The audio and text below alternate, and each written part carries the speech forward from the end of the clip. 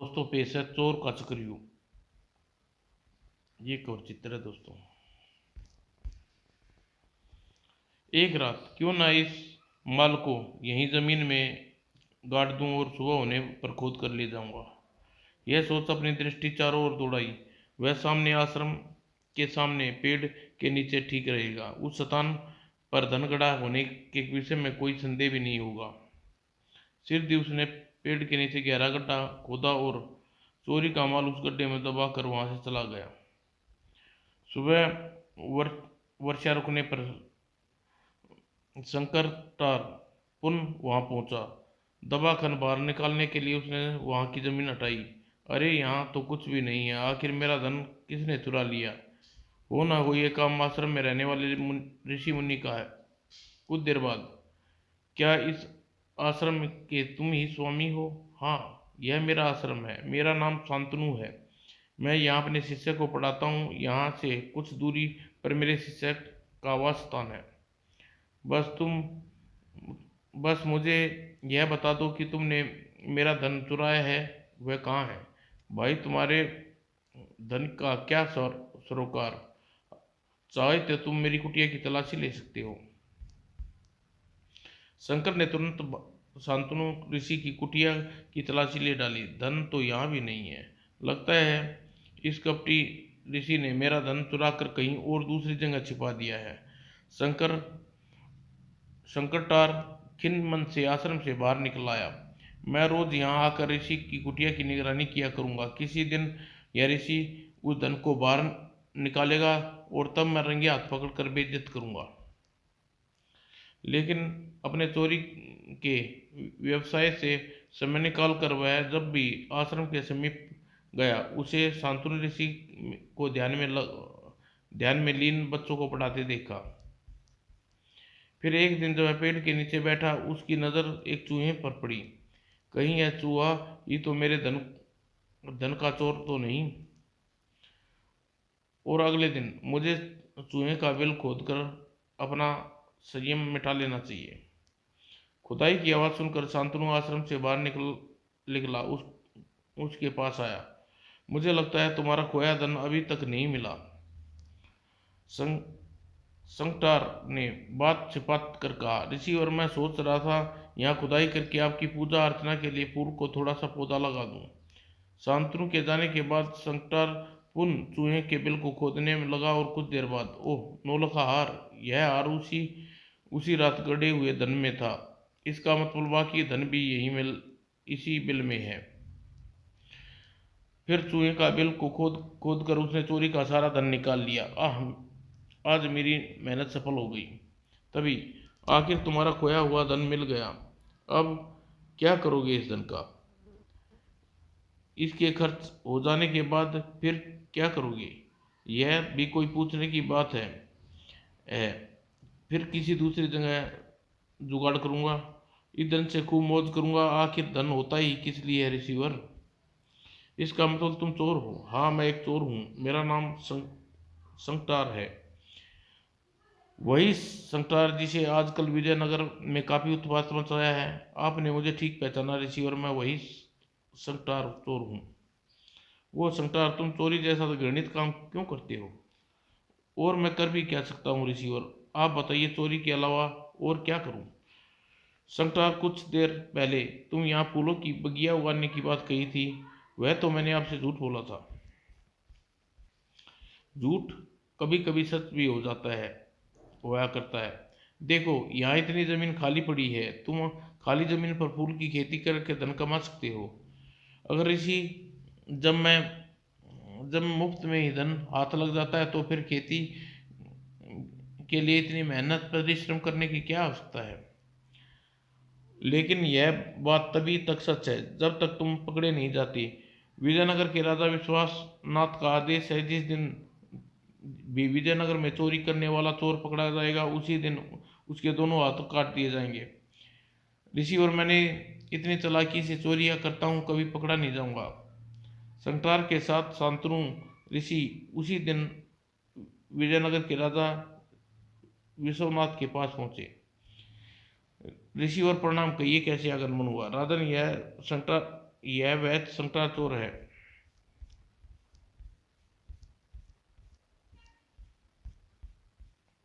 संकटा, तुम्हारा भयावह भविष्य मुझे स्पष्ट दिखाई दे रहा है। तुम सिर दी पकड़े जाने वाली हो। अच्छा। संकटार के चेहरे पर पहली बार चिंता की लकीर खिंचाई। अब बताओ संकटार, तुम अपनी अपंग होकर शेष जीवन बिताना चाहते हो या सब भारत नागरिक बनकर? नहीं, मैं अपंग नहीं बनना चाहता रिसीवर। तो सुनो संकटार, चोरी का यह सारा धन राजकोष में जमा कर दो। धन राजकोष में जमा कर दूं? क्या उस सूरत में विजयनगर के सैनिक मुझे पकड़ न लेंगे और तब मुझे राजा सजा नहीं मिल सकती? हाँ, सजा तो मिल सकती है, मगर एक बात, यदि तुम सच्चे मन से चोरी न करने की शपथ लो तो तुम्हारे लिए कुछ कर सकता हूँ। आप अपने आप मेरे लिए क्या कर सकते हैं? मैं विजयनगर के राजा विश्वनाथ से कहकर तुम्हें साधारण सजा दिलवा सकता हूँ। इस प्रकार तुम अपंग होने से बच जाओगे। ऋषि, और मैं शपथ खाता हूँ आपसे चोरी नहीं करूंगा। ठीक है, मैं तुम्हारे साथ विजयनगर चलता हूँ। चलने के तैयार होता हूँ। राजन, यह संकटा चोर है। आप ये राज्य में काफी उत्पात मचाया है। ओह, यह वह चोर है तो बहुत कठोर सजा का हकदार है शिवर। राजन यह अपना अपराध स्वीकार कर भविष्य में चोरी न करने की शपथ ले खा चुका है, इसलिए इसे क्षमा कीजिए। रिसीवर, आपने चोरी जैसे घोर अपराध रिसीवर, इसने चोरी जैसे घोर अपराध किया है, इसकी सजा अवश्य मिलेगी। आपका आदेश मानकर मैं इसे कठोर सजा न देकर केवल 1 वर्ष कारावास की सजा देता हूँ। राजन, मुझे खुशी है। मेरा काम मानकर आपने सकटार को कम सजा दी और विश्वनाथ के आदेश पर संकटार उसी समय कारागार में डाल दिया गया। अच्छा संकटार, अब मैं चलता हूँ और आशा करता हूँ तुम यहाँ रहकर सच्चे मन से अपने अपराधों की प्रायश्चित तब करोगे। कारागार में रहकर संकटार कठोर परिश्रम करने लगा। इस प्रकार न जाने कब 1 वर्ष, पूरा 1 माह बीत गया। एक दिन महाराज गजब हो गया। कारागार में जिस संकटार चोर चोर बंदी था, उस कक्ष में संकटार चोर के स्थान पर कई अन्य आदमी नहीं है। क्या कह रहे हो? ऐसा कैसे हो सकता है? महाराज, मैं सच कह रहा हूँ। वह आदमी स्वयं को संकटार ही बता रहा है। यह क्या गौरव धंधा है? हमें स्वयं वहां चल कर देख लेते हैं। जब विश्वनाथ कारागार कक्ष में पहुंचा, यह सचमुच यह संकटार चोर नहीं, कोई और है। लेकिन संकटार चोर आखिर बंद कमरे में बाहर कैसे गया और आदमी के स्थान उसके स्थान पर इस कक्ष में कैसे आ गया? उसे कड़क कड़क कर उस आदमी से कहा, कौन हो तुम? महाराज, मैं संकटार हूँ। महाराज, मैं संकटार हूँ। देखो, हम आप अपने विषय में सच बता दो, तुम्हारी बोटी बोटी करवा दी जाएगी। महाराज, मैं संकटार ही हूँ।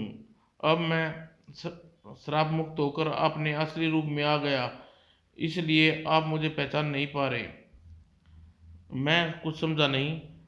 राजन, संकटार चोर के रूप में मैंने जो जीवन गुजारा वह मेरा श्रापग्रस्त जीवन था। क्या? हाँ राजन, मैंने द्रप में झूठ अभिमान के कारण कहाँ कहाँ भटका। मुझे कैसी कैसी विपदाएं कहर बनकर टूटी। इसे विषय में आपको विस्तार से बताता हूँ। आज से 25 वर्ष पूर्व की बात है। मैं प्रतापगढ़ राज्य का राजा संकटार के रूप में शासन करता था। महाहिम संकटार दरबार में पधार रहे हैं। महाराज संकटार की जय हो। राजा संकटार अमर रहे। मैं भगवान शिव का अनन्य भक्त था। एक दिन मेरी भक्ति से प्रसन्न होकर भगवान शिव ने मुझे दर्शन दिए। राजा संकटार, मैं तुम्हारी भक्ति से प्रसन्न हुआ। मांगो, क्या मांगना चाहते हो? भोलेनाथ, मुझे आज अमर होने का वरदान दीजिए। संकटार, तुमने भी मुझसे वही वरदान मांगा जैसा वरदान आज तक मुझसे अन्य भगत मांगते आए हैं। देखो, नश्वर संसार में उत्पन्न होने वाले प्रत्येक जीव एक न एक दिन अवश्य मरना पड़ता है।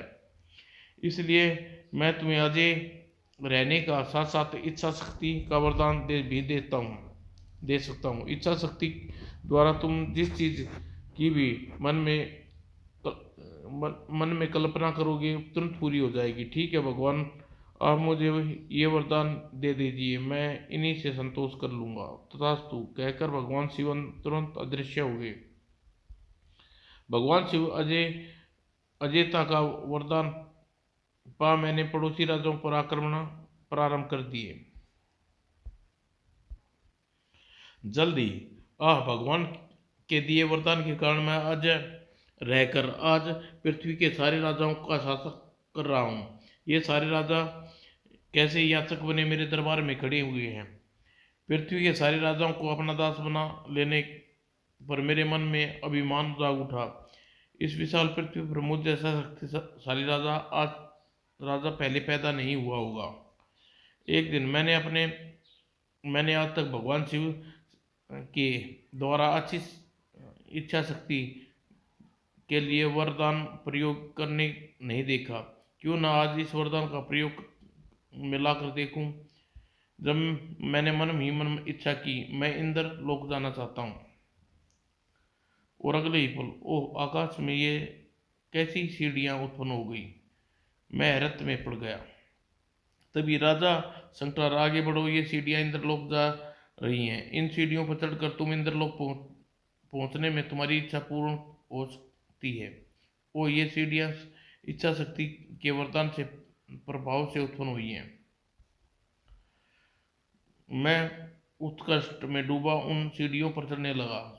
सुना है इंद्र के दरबार में अत्यंत सुंदर अप्सराएं नृत्य करती हैं। आज उन अप्सराओं को साक्षात अपनी आंखों से देखूंगा। जब मैं सीढ़ियां चढ़कर इंद्रलोक में पहुंचा, कौन हो तुम? मुझसे यह पूछता है तेरी इतनी साहस। तड़ाक सुन, मैं पृथ्वी का अजय सम्राट शंकर हूँ। बादल पर भ्रमण करता हुआ मैं इंद्र के सभा में पहुंचा। इंद्र का सिंहासन कितना सुंदर है। काश इंद्र के स्थान पर मैं इस सिंहासन पर बैठा होता। और अगले ही पल अरे ये क्या। फिर मैं पलक झपकने जितनी देर में इंद्र के आसन पर आसीन था। कौन हो तुम? मेरे सिंहासन पर बैठने की तुम्हारी हिम्मत कैसे हुई? इंद्रा, मैं पृथ्वी का अजय राजा शंकर हूँ। शंकर, यह सिंहासन मेरा है। इस सिंहासन पर बैठकर इसका अपमान न करो। इंद्र, मैं अब इस सिंहासन पर से नहीं उठूंगा। जो करना है कर ले। ऐसा ठहर, मैं तो अभी तेरी अमरता का मजा चखाता हूँ। इससे पहले कि इंद्र मेरे मायावी इंद्र जाल फेंके, इंद्र उसके दरबार के सभी देवगण रस्सियों में जकड़ लिया जाए। अगले ही पल अरे यह क्या हुआ। इंद्र की पत्नी इंद्राणी वह अप्सराएं मेरे पैरों में गिर कर विनती करने लगी। इंद्र को छोड़ दो राजन। ओह देवलोक की श्रेष्ठ सुंदरियां मेरे चरणों में पड़ी हैं। क्यों ना इन्हें अपने साथ पृथ्वी पर ले चलूं।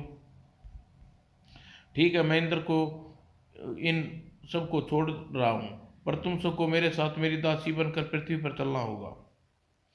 मेरे यह कहते ही इंद्र की सभी देवतागण रस्सियों से बंधन मुक्त कर दिया और इंद्र चीखता चीखता रह गया और इंद्राणी और सभी अप्सराओं इच्छा शक्ति वरदान में बंदी मेरे पीछे पीछे चल पड़ी।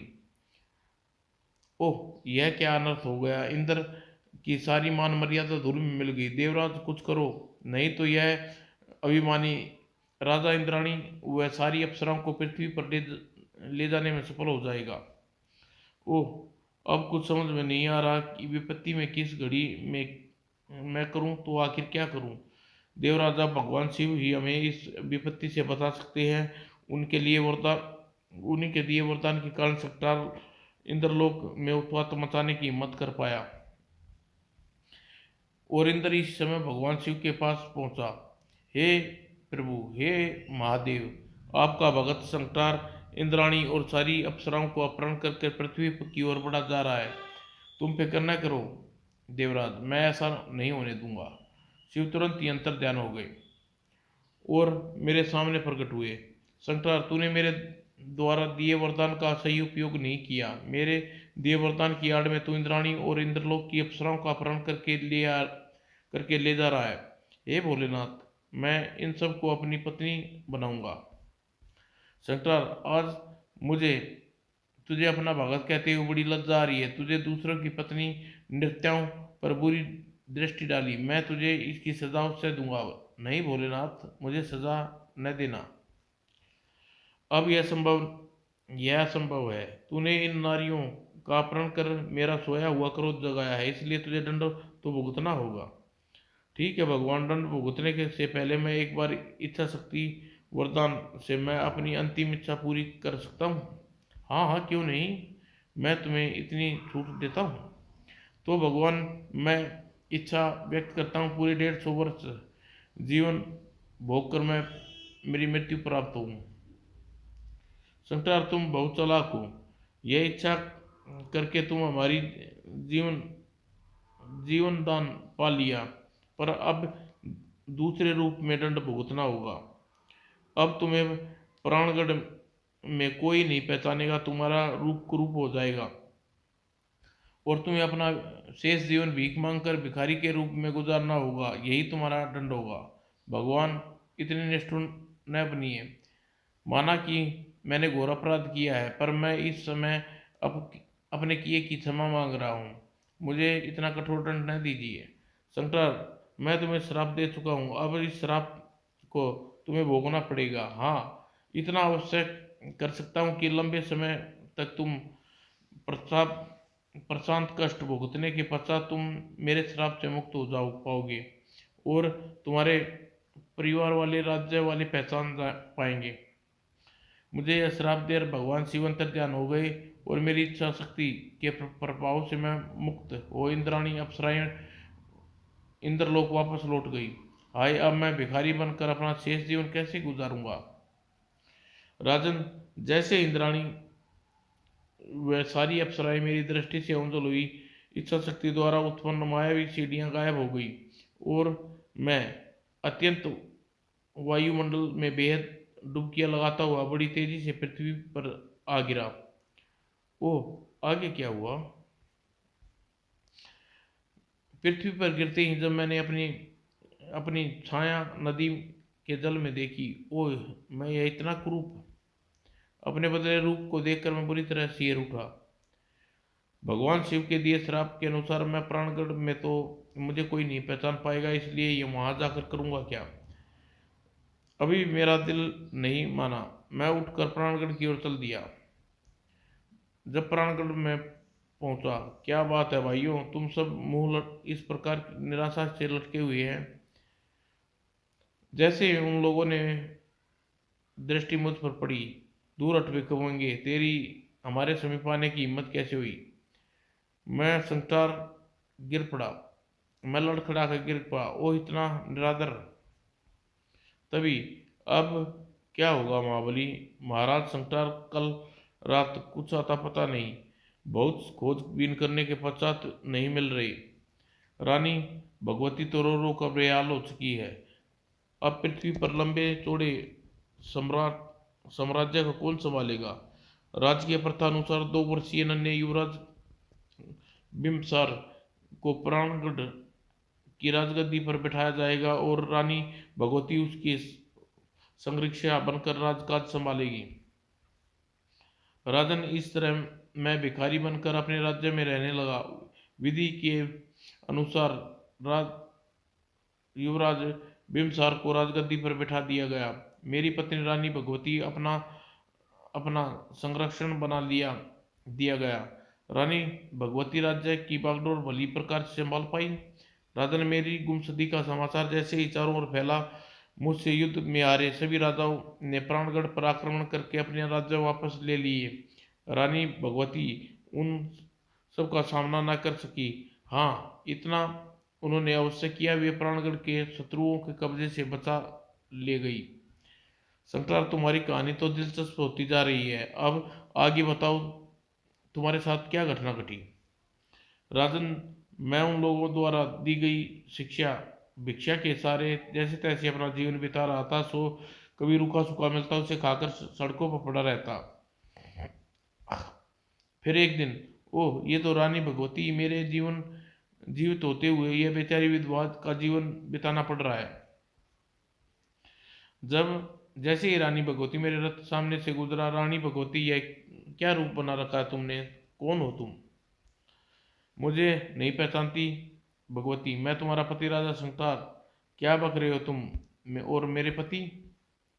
रानी, मैं अभी जीवित हूँ, मेरे होते हुए तुम विधवा बनी हुई है। इन सफेद वस्त्रों को त्याग कर राजसी वस्त्र पहन लो रानी। उद्धड़ भिखारी की हमसे यह कहने की हिम्मत कैसे हुई? और अगले ही पल दूर हट जा हमारी नजरों से। यदि आज के बाद फिर कभी प्राणगढ़ में दिखाई दिया तो तुम्हें जीवित नहीं छोड़ूंगी। और रानी का थप्पड़ खाकर मेरा हृदय रोब भर उठा। शंकर, अब तेरा इस दुनिया में जीवित रहना ठीक नहीं, तुझे आत्महत्या कर लेनी चाहिए। और मैं उसी समय आत्महत्या के उद्देश्य से पास के वन में जा पहुंचा। जैसे ही मैंने पहाड़ी से नीचे कूदना चाहा, यह क्या शंकर, दुखों से घबरा कर आत्महत्या कर रहे हो? भगवान, मुझे अब और दुख नहीं सहे जाते, मुझे मर जाने दीजिए। शंकर, याद रखो, तुमने पूरे 150 वर्ष की आयु मांगी थी। अभी तो तेरी आयु बहुत ज्यादा शेष है। अब उस शेष आयु को भोग कर तुम्हें मृत्यु प्राप्त होगी। ओ भगवान, किस समझदार में फंसा दिया। मैं मरना चाहता हूँ, मैं मर भी नहीं सकता। शंकर, अपने किए के का परिणाम तो तुम्हें भुगतना ही पड़ेगा, चाहे हंसकर भुगतो या रोकर। तभी, बचाओ, अरे यह किस स्त्री की आवाज है? लेकिन वह है कहाँ? मैं चाहकर चारों ओर देखने लगा। वो सिर दी आगती एक युवती मुझे अपनी ओर दौड़ती आती दिखाई दी। बचाओ! वह मेरे पास आ गई। आप कौन हो तुम और क्यों चिल्ला रही हो? मेरी रक्षा कीजिए, मुझे उस दुष्ट राक्षस से बचा लीजिए। किस राक्षस से? उधर तो कोई नहीं है। आप पूछते ही रह जाओगे और वह राक्षस आकर मुझे खा जाएगा। पहले मुझे किसी सुरक्षित स्थान पर ले चलिए। अच्छा, मेरे साथ चलो। मैं उसे समीप एक गुफा में ले गया। हाँ, आप बताओ, राक्षस कहाँ है? वह राक्षस पहाड़ी के उस पार। मैं उसे जान बचाकर छोटे रास्ते से इस ओर भाग आई और वह इधर आता ही होगा। तभी ओह, यही राक्षस की आवाज। लगता है वह राक्षस इसी ओर आ रहा है। अगले ही पल, हाँ, मेरा शिकार मुझे कैसे बच सकता है? राक्षस ने गुफा में हाथ डाला, युक्ति को पकड़ लिया। बचाओ! अब मैं तुझे खाकर अपना पेट की सुरता शांत करूंगा। पर मैंने एक पल गवाए बिना राक्षस को पत्थर से वार किया। तब मैंने दूसरे पत्थर को उठाया और कड़ा, और 2 वारों में राक्षस के दोनों हाथ बुरी तरह घायल हो गए। नहीं, अब मैं तुझे जीवित नहीं छोड़ूंगा। मुझे दया करो, मुझे मत मारो। आज आज मेरे आहार को मुझसे छीना, जबकि मेरा पेट भूख की ज्वाला से जल रहा है। जा, मैं तुझे श्राप देता हूँ, तू अपना शेष जीवन चोरी करके गुजारेगा। जा, बहुत आया मुझे श्राप देने वाला। भला कई राक्षस भी श्राप देते हैं? अगले ही पल, ओह, इस राक्षस का रूप बदल गया। यह देख मैं अस्त रह गया। कौन हो तुम? मैं पर्वत नगर का राजा पतंजलि हूँ। यह मेरी बेटी मृगाल। पलक झपकते ही राजा के स्थान पर खड़ा था। क्या कह रही हो? क्या तुम अपनी बेटी को खाना चाहते थे? यह सब भूदेव ऋषि के दिए श्राप के कारण हुआ। उन्हीं के दिए श्राप के कारण मैं राजा से राक्षस बन गया था। कैसा श्राप? आज से आज मैं अपनी पुत्री राजकुमारी मृगाल के साथ वन में भ्रमण करने आया था। हम वन में घूमते घूमते बहुत देर हो चुकी थी। थकान के कारण मृगाल का बुरा हाल था। पिताजी, महाराज, प्यास के कारण मेरा गला सूखा जा रहा है। तुम यहीं ठहरो बेटी, मैं अभी तुम्हारे लिए पानी ढूंढ कर लाता हूँ। लेकिन बहुत तलाशने के पश्चात भी पानी न पा सका। ओह, लगता है इस वन में तो कहीं पानी नहीं है। तभी, अरे, उस पेड़ के नीचे ऋषि बैठा हुआ है, शायद वह मुझे पानी के झरने का पता बता दे। और मैं ऋषि के पास पहुंचा। ऋषिवर, यहाँ आसपास कहीं पानी मिल सक पाएगा? मेरे कई बार पूछने से ऋषि ने कोई उत्तर नहीं दिया। तू ए क्या तू बहरा है? बार बार अपनी पानी के विषय में पूछ रहा हूँ और तू चुप्पी साधे बैठा है, बोलता क्यों नहीं? ऋषि ने आंखें खोली। राजा के मद में चूर होकर तूने मेरी तपस्या भंग करने का घोर अपराध किया है। राजा, मैं तुझे श्राप देता हूँ, तू इसी समय राक्षस बन जाए और अपनी बेटी को खाने के लिए दौड़ेगा। अगले ही पल, ओह, मैं तो सचमुच का राक्षस बन गया के रूप में परिवर्तित हो गया और अब मैं अपनी पुत्री को खाऊंगा। नहीं नहीं, मैं ऐसा नहीं कैसे कर सकता हूँ? मैं ऋषि के चरणों में गिर पड़ा। ऋषि और मुझे क्षमा कर दो, मैंने आपका अपमान अनादर किया है, का घोर अपराध किया है। मुझे राक्षस योनि से मुक्ति दिलाइए ऋषिवर। मैंने ऋषि को चरणों में सिर पटक पटक कर क्षमा मांगी तो ऋषि का दिल पसीज गया। दिया हुआ श्राप तो वापस नहीं ले सकता, पर इतना अवश्य कर सकता हूँ कि तुम अपनी पुत्री के खाने दौड़ेगा तो एक मनुष्य बचाएगा। वह मनुष्य को क्रोध में जब तू कोई श्राप देगा तो तुझे इस राक्षस योनि से मुक्ति मिल जाएगी। तब मुझे श्राप दे ऋषिवर तपस्या में लीन हो गई। मैं दौड़ता हुआ अपनी पुत्री मृगाल के पास जा पहुंचा। हा हा गुरु, ओ राक्षस, हा हा मैं तुझे खा जाऊंगा। अगले ही पल मृगाल वहां से भाग खड़ी हुई और आगे आगे मृगाल दौड़ रही थी, पीछे पीछे उसके पीछे मैं। हा हा बचाओ। बस यही मेरे राक्षस बनकर अपनी बेटी को खाने के लिए दौड़ने की कहानी थी। इस तरह तूने मुझे श्राप देते हुए राक्षस योनि से मुक्ति पा गया। ओह, बड़ी विचित्र घटना घटी है आपके साथ। तभी लगता है तुम्हारी पुत्री को होश आ रहा है राजन। और थोड़ी दोनों दौड़कर गुफा में पहुंचे। अगले ही पर मृगाल ने आंखें खोली। पिताजी, महाराज, आप आ गए। वह राक्षस कहाँ गया? बेटी, उस राक्षस को इस बल्ले आदमी ने मार गिराया, भगाया। वो तत्पश्चात मानो आपके कारण मैं श्राप मुक्त हो पाया।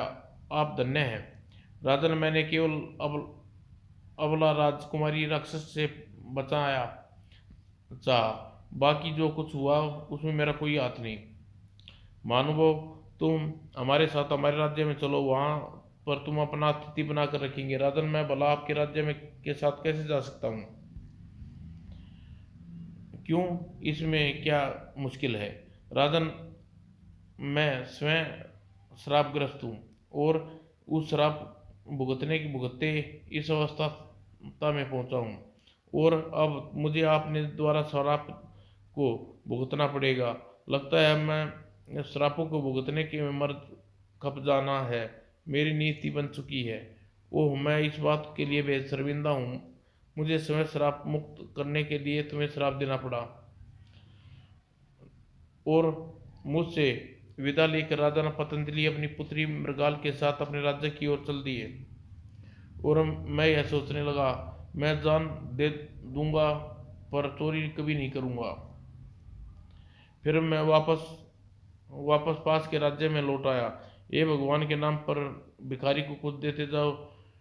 हट मोस्टंडे, क्या मेहनत करके नहीं खाया जाता? चल भीख मांगता है। पहले तो जो मुझे शहर दे भीख दे देते थे, लेकिन अब मुझे फटकारने लगे और मुझे भीख देनी बंद कर दी। अब मैं कई दिनों से भूखा पैसा फुटपाथ पर पड़ा हुआ था। भूख के कारण मेरा बुरा हाल था। भूख आंतड़ियों को खींची चली जा रही है। भूख की असह्य वेदना के कारण आज मैं बचूंगा नहीं। और व्यवस्था मेरी आंखों से टप टप आंसू गिरने लगे। तभी नादान संकटार, रोता क्यों है? तू इस प्रकार भूख से तड़प कर भी नहीं मरेगा। अभी तुझे बहुत लंबी उम्र भोगनी है। नहीं भगवान नहीं, मुझे नहीं चाहिए लंबी आयु। मैं आपसे अपनी जीवन से उकता गया हूँ। अब मुझे नरकीय जीवन से मुक्ति दे दो। संकटार, पागल न बनो। जो तेरी किस्मत में लिखा है उसे तुझे हर हाल में भोगना होगा। सुन, आज तू भीख मांगना छोड़कर चोरी करना आरंभ कर दे। भगवान, ये आप मुझे कैसी शिक्षा दे रहे हैं? संसार कभी कभी कुमार्ग पर चलने के कारण मुक्ति मिल जाया करती है। तू चोर बनकर अपने आप को मुक्त मुक्त भी पा सकता है। वह कैसे भगवान? तेरे चोर बन जाने के पश्चात एक दिन तेरी एक ऋषि से मुलाकात होगी। वो तुझे चोर के जीवन छोड़कर छोड़ देने के कहेंगे। तू संघर्षी चोर का जीवन छोड़ करने को तैयार हो जाएगा और राजकीय कारागार में 1 माह तक कैदी का जीवन बिताने के पश्चात तुझे सारे श्रापों से मुक्त हो जाओगा और असली रूप में आ जाओगे। तो मैं क्या, मेरी पत्नी और पुत्र मेरी प्रजा पहचान लेगी? संकटार, हाँ संकटार। ओह, तब तो मैं चोरी जरूर करूंगा भगवान। और अपने और मैं उसी दिन से चोरी करने लगा। चोरी करके मुझे जो धन प्राप्त होता है एक गुफा में छिपा देता। धीरे धीरे मुझे चोरी का काम में मजा आने लगा। संसार, एक राज्य में चोरी करना ठीक नहीं है, अब किसी और राज्य में चोरी करनी चाहिए। और इस प्रकार विभिन्न राज्यों में चोरी करने लगा। राजन, चोरी करते करते मैंने काफ़ी उम्र बीत गई। तब जाकर मुझे शांतनु ऋषि मिले और उनके सुझाव देने पर मैं 1 माह पूर्ण आपके पास आ गया। और मेरी बातें और तुम्हारी बातों से मुझे बड़ी उलझन में डाल दिया है। कुछ देर सोचने के पश्चात सरकार जी, आप हमारे राज्य की अतिथि बनकर अतिथि गृह में रहेंगे क्या? हाँ सरकार जी, आप एक भूतपूर्व राजा हैं और एक राजा जैसा सम्मान मिलना चाहिए। ओह, विश्वनाथ सरकार को राजकीय अतिथि गृह में ले आया। अब आप यहाँ विश्राम कीजिए। मुझे इस बात का बहुत खेद है कि आप हमारे कारागार में बंदी बनकर रहना पड़ा। संटर को राजकीय अतिथि गृह में छोड़कर आने के पश्चात राजा विश्वनाथ एक पत्र लिखा। दूत, इस पत्र को लेकर तुम तुरंत ही प्रतापगढ़ रवाना हो जाओ। तुम्हें वहां पहुंचकर यह पत्र राजमाता भवानी को देना है। जो गया महाराज। दूत वह पत्र लेकर उसी समय प्रतापगढ़ की ओर रवाना हो गया। दूत प्रतापगढ़ पहुंचने पर राजमाता भगवती को दिया। दूत, विजयनगर के सब कुशलता तो है? हाँ राजमाता। और भगवती ने पत्र पढ़ा। राजमाता, इस पत्र को पाते ही आप राजा विशंबर के साथ विश्व विजयनगर चली आइए। राजा विश्वनाथ। पत्र पढ़ने के बाद राजमाता सोच में पड़ गई। राजा विश्वनाथ ने तो हमें विश्व बिंबसार और विजयनगर में बुलाया है, क्या कारण हो सकता है? बहुत सोचने पर भी उसे कुछ समझ में नहीं आया। तब वह उसी समय राजा बिम्बसार के साथ विजयनगर की ओर चल पड़ी। विजयनगर पहुंचने पर, आइए राजमाता, विजयनगर में आपका स्वागत है। राजमहल में राजमाता, आप राजमहल में चलिए, अभी आपको सब कुछ बताता हूँ। राजा विश्वनाथ, हमें इस प्रकार पत्र ले बुलाने का क्या कारण है? अच्छा चलो। और महल में पूछकर, हाँ विश्वनाथ, आप बताओ। राजमाता, हमारे कारागार में एक चोर बंदी था। वह स्वयं को प्रतापगढ़ का राजा संतार बताता है। क्या कहा? हाँ, इस उसके इस कथन की सत्यता असत्यता का प्रमाण करने के लिए मैंने आपको यहाँ बुलाया है राजमाता। कहाँ है वह चोर? मैं उससे देखना चाहती हूँ। चलिए राजमाता। और विश्वनाथ राजमाता और राजा बिम्बसार के साथ राज के अतिथि गृह में पहुंचा। वह वह चोर इसी कक्ष में ठहरा हुआ है राजमाता। जैसे ही राजमाता उस कक्ष में प्रवेश किया, भगवती महाराज, भगवती दौड़कर शंकराचार्य के चरणों में गिर पड़ी। उसकी आंखों से एलिम एविलम आंसू बह रहे थे। तो क्या यह चोर ठीक कह रहा था? क्या यह वास्तव में राजा संसार है? ओह मेरे पिताजी! भू, भगवती उठो। भगवती रोते रोते संसार से बोली, महाराज, आप कहाँ चले गए थे? मैंने आपको कहाँ कहानी खोज करवाई? भगवती, सब कर्मों का फल है। मैंने कर्म किए वैसा ही फल मिला। यह आप क्या कह रहे हैं महाराज? मैं ठीक कह रहा हूँ भगवती। तब संसार ने सारी बात भगवती को विस्तार से बताई। सारी बात बताने के पश्चात, भगवती, तुम्हें शायद याद होगा, बहुत पर एक भिखारी ने तुम्हें विधवा के वेश में त्याग कर स्वागन बनने के लिए कहा था। हाँ, मुझे अच्छी तरह उस दुराचारी भिखारी की याद है। वह खुद को मेरा पति कह रहा था। भगवती, वह भिखारी मैं था। हाँ क्या? मैंने तो उस समय आपको थप्पड़ मारा था। हाँ भगवती, वह मैं ही था। तब विश्वनाथ ने आगे बढ़कर संसार से कहा, महाराज, यह आपका पुत्र राजा विशंबर बिंबासुर सर, इसके साथ मेरी बहन रूपाली का विवाह हुआ है। ओह पुत्र, वहाँ क्यों बैठे हो, आओ मेरी छाती से लग जाओ। चलिए पिताजी महाराज, अगले पल, चलिए पिताजी महाराज, आप प्रतापगढ़ चलकर अपने अपना राजपाट संभालिए। नहीं बिम्बासुर, अब प्रतापगढ़ का राजगद्दी तुम्हारा ही अधिकार है। ये आप क्या कह रहे हैं पिताजी महाराज? मैं ठीक कह रहा हूँ बेटा, अब मेरा स्थान राज महलों में नहीं, कहीं और है। महाराज ये आप कैसी बहकी बहकी बातें कर रहे हैं? भगवती, आज आज बहका नहीं हूँ, अपत्ति संभला हूँ। तुम प्रतापगढ़ जाकर अपने उस दायित्व को निभाओ, निर्वाह करती रहो, जिस दायित्व में निर्वाह तुम आज तक करती आई हो। अब मैं अपना शेष जीवन शांतनु ऋषि के से संबंध में रहकर गुजारना चाहता हूँ, ताकि अगले जन्मों में मैं ये पापों का फल न मिले। महाराज यदि ऐसा है तो मैं भी आपकी राह पर कारोड़ा नहीं बनूंगी। तब शंकराचार्य ने बिंबासार और भगवती को एक गुफा में ले गया। बिंबासार, यह वह धन है जो मैंने चोरी करके इकट्ठा किया है। तुम इस धन को राज्य के हित में व्यय व्यय करना। जो आज्ञा पिताजी महाराज। तब पत्नी और पुत्र से विदा लेकर शंकराचार्य शांतनु ऋषि के आश्रम की ओर चल दिए। बहुत देर तक चलने के बाद वह आश्रम में पहुंचे। राजा शंकराचार्य, आप ऋषि और आप मेरे बारे में जानते हैं? हाँ राजन, तुम पुराणगढ़ के राजा शंकराचार्य हो और चोर हो, जिसके मैं विजयनगर के राजा विश्वनाथ के पास लेकर गया था। ओह, तो आप सब कुछ जानते हैं ऋषिवर। कहो शंकराचार्य, यहाँ कैसे आना हुआ? ऋषिवर, मैं आपका शेष जीवन आपका शिष्य बनकर सेवा करके गुजारना चाहता हूँ। शांतनु ऋषि ने शंकराचार्य के अनुरोध को स्वीकार कर लिया हुआ था। शंकराचार्य आश्रम में रहकर शांतनु ऋषि की सेवा करके अपना जीवन गुजारने लगा। समाज दोस्तों।